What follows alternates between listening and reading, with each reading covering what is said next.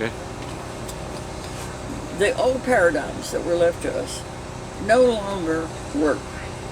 They no longer get the results.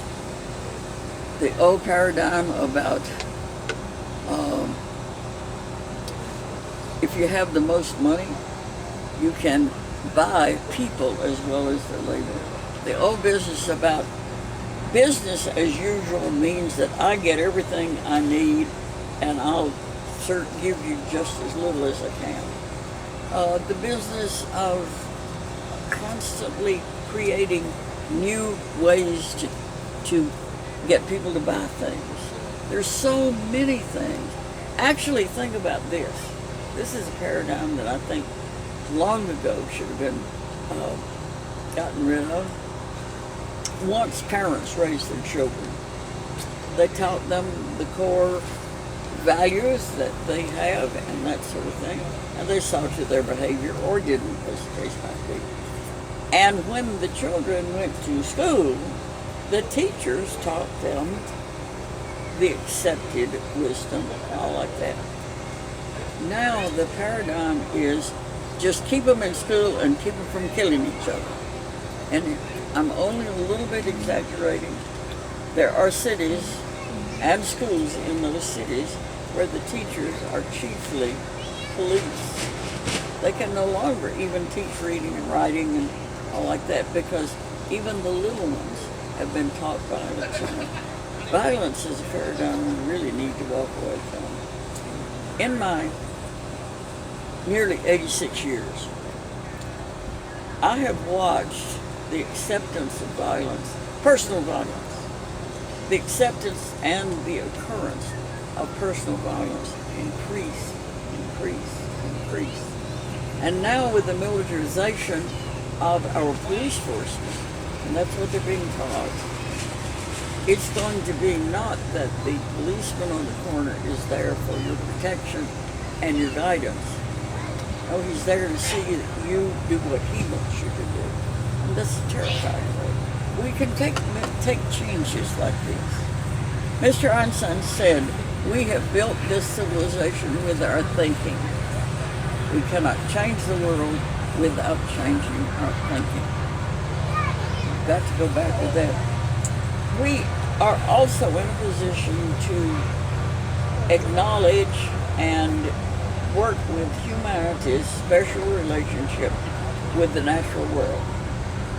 That's one of the paradigms we need to change. A mistaken interpretation, I hope, in the Christian Bible says you may dominate the world, go forth, name the animals, and exercise dominion. As close as I can see, all of the Mosaic religions, the ones who base their dogma on the Old Testament, have that same mistaken idea about dominance. We need to look at and change that to what? Work with? It's not equivalent to dominance.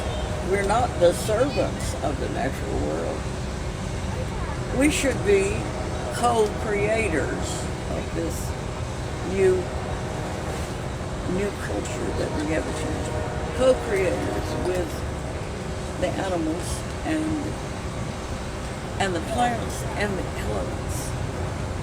As we learn more and more, we're going to find out when we get the dolphins to talking to us, we're going to find out what fools we are. I have no idea that forms of communication with these trees and this sort of thing would make any sense to us, and yet they obviously communicated among themselves. How many thousands of years they've watched human beings be idiots? We don't have to keep on like that. Think about this, though. We are intimately related to all of them. You can't say, I don't want to worry about the environment. You are the environment. Our blood has about the same salinity as does the ocean. In other words, we are all salt to that. Our breath comes from what these trees put out. They vitally need what we breathe out. You think about that. we're exchanging breath with these trees. And the more trees we have around us, the better breath we can get. And we're returning. Our bodies contain minerals, proteins, microorganisms that match many of these things in other plants and animals. Actually, I suppose you are aware that we share maybe 92% of our DNA with the great apes. What startled me was to find out we also share over 50% of our DNA with a banana. I'm sorry, I've lost the correct percentage. Think about that. We are part of them, and them is part of us. And we have a consciousness, but everything else has a consciousness. Ours is special. And this is what I was, before I wandered off the subject a while ago, this is where I was headed. We are mobile. We have a thinking mechanism that can go beyond the fact into imagination and can reach forward enough to begin to think of new things. We can touch upon the lives of almost any other species. My vision is that if stones are the bones of Gaia and the ocean is the blood of Gaia, I think we are the nervous system. Because all over Gaia, there's little strings. Think of this. And we do things and we agitate, and a human lifetime goes away, but another one comes right in there. So looking at ourselves as the agents of Gaia, again, perhaps, I don't know, but we are the nervous system of Gaia. Andrew Cohen says, when you realize that the universe can only know itself through the unique capacity for consciousness that you and I possess, suddenly it's the greatest privilege to be human being. We have purpose here. We have abilities to do things and to find new things. And we can stop some of the destructiveness. Sustainability means you use what is here with the consciousness always that it must be here for the next 7 generations, 10 generations.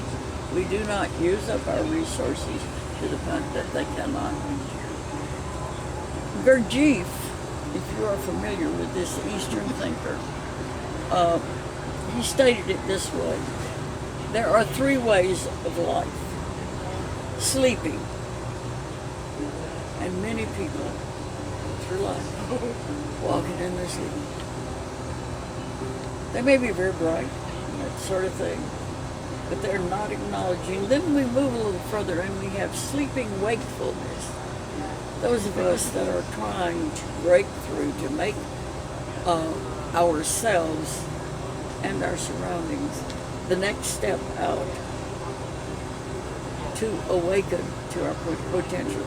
And then there is, of course, the awareness, the way of the awakened person. If there is to be a human future, we must bring ourselves into a balanced relationship with the other than human beings. And that's what let's see, I have lots more things to say, but I've got about 12 minutes left on this proposed hour. I want to hear from you how you react to this thought of living mutually with the earth, of looking at our potential in power and changing. What are you doing? We feel powerless. You know, I mean, there's so many things. I mean, so many things that you've said, that we've talked about, discussed. Like, stop selling the farms. It's ridiculous. We don't need any more new development. And they just keep selling the farms and developing, chewing it up like locusts. And so, I think, why not, cease that and start refurbishing all the stuff that already exists. It's all dilapidated, things like that. But I mean, how do you know what I mean? You feel powerless to change that. You know what I mean? It's like it just seems like this momentum is just like a big, huge wave that's coming and just washing over the planet. And This is true, Yeah. and I know that feeling very much. That just express your thoughts. You can say, We do. We talked about this a lot. when you're raising children, and I do not envy you, dear children, when you are raising children, everything that I said doubles up or multiplies, because not only your conscious efforts, but you are putting into this next generation these same attitudes. They will evolve to be further along than you've come so far. This is true. A lot of it is passed on. And a lot of, I heard about the wave, you were saying the wave, we can become despairing. I understand that. I often do it. In fact, the last few months, my boss been listening to me say, I don't know that I'm real. I keep talking and talking, and maybe I'm on the wrong track, and maybe I'm not this. And we can look at ourselves and say, I'm not enough. I don't have enough to make a difference. Au contraire. We have enough. In fact, we are totally able to make a difference. Each decision you make, each choice you make, will have a result out there. And while you don't know, be careful of what you ask for, you may get it. While we don't know what the results will be, if they are in the direction of sustainability, of peace, but of justice for all people, no matter the color of their skin, of a place where there can be a reference to the past and yet moving on. Anytime you make a decision and that leads to that, you have changed the future. Anybody else? Tell me why you came here. What are you doing with your life? I'm not going to give you long to talk. I'll start again if you don't say something. What? I'm teaching. I'm a teacher, and I'm teaching my students compassion. Compassion is vital. Yeah, and in my classroom, my philosophy is that if we never detach from who we really are, then we don't have to find ourselves when we're adults. So if children grow up, staying connected with who they are and where they are and how they're relating to others. You're a Montessori teacher. Yeah. Yep. Yeah. Montessori methods that came out of Europe have just been so valuable and incredible. Let me think on compassion a minute. I'll go on record saying, contrary to popular opinion, I do not feel that television is an evil demon, but it's close.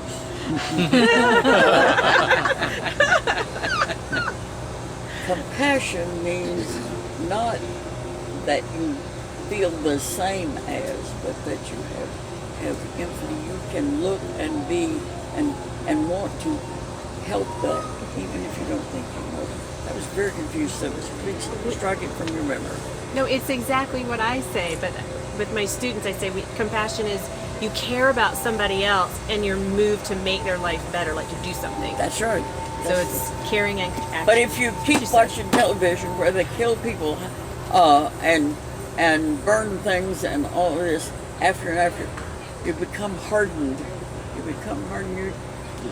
You read another article about somebody else shot, and you go, yeah, well, that's another one.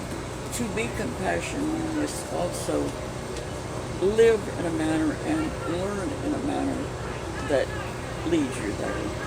Not learn to ignore death on the screen and figure it happens that way. To every day. Where are we, John? Where are we? Tell me something. Well, I came here to learn, obviously, and try to be a better person and maybe contribute in whatever small way I can. You hear that? Make things better. You hear that, people? John's saying he feels like he would like to learn how to be better, but he doesn't. He's already changed. Mm-hmm. He's already changed the reality around him because he chose to come to a place where he could find other people that were stumbling towards some of the same values that he is. We're not there yet. And individually, we may not get there, wherever there is. But there is the little bumper sticker thing that says bloom where you are planted. That's great. And needs fertilizer though. Okay, tell me some stuff I don't know. I just came here because I know that I've heard you speak before, and it's so nice to hear things that you have going on in your own head, spoken out loud, and like you say, the more we talk about it, the better it is. I work with children too, and I have had those moments where you see compassion begin. And I was very lucky because there were some extreme cases, including a terminally ill child that a whole group of children embraced, and it taught them so much, and she taught them so much. Yes, I have an idea. Those that are close to the door of passage, no matter their age or condition, can certainly teach all of us.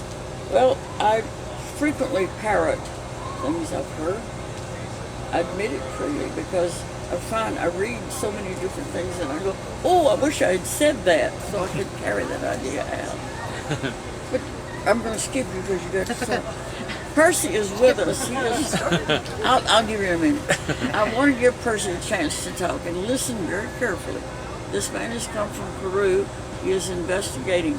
Do you mind if I brag on you? Okay. He is investigating aquaponics with an eye to using a piece of land he has in Central America to create a really, really big food source. Now, we will not get to eat your things because we're not going to ship them from down there. We'll have some aquaponics here too. Okay. Yes. What are you doing, or how are you doing here? Okay. As Do you mind? you said,